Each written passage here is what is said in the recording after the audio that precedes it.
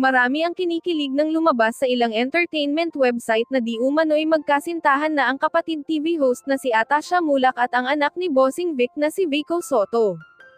Kasunod nga nito na balita din na kaya daw pala ipinaalam na nina Atasha at Mayor Vico sa publiko ang relasyon nila dahil magkakaanak na umano ang mga ito. Kasalukuyang isang buwang buntis na nga daw ngayon si Atasha at binabalak na din umano ng magkasintahan ang kanilang kasal, dahil nais daw nila na bago daw manganak si Atasha ay wala na silang preprobalmahin dahil alam daw nila na magiging busy na sila sa pagdating ng kanilang supling.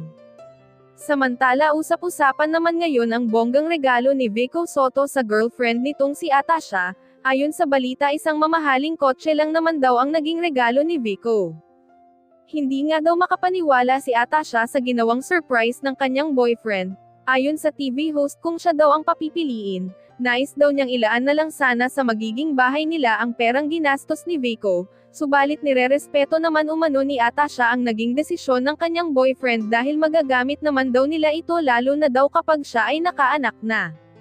Samantala tila nalulungkot naman umano ang pamilya ni Atasha lalong-lalo na daw ang ama nitong si Aga Mulak.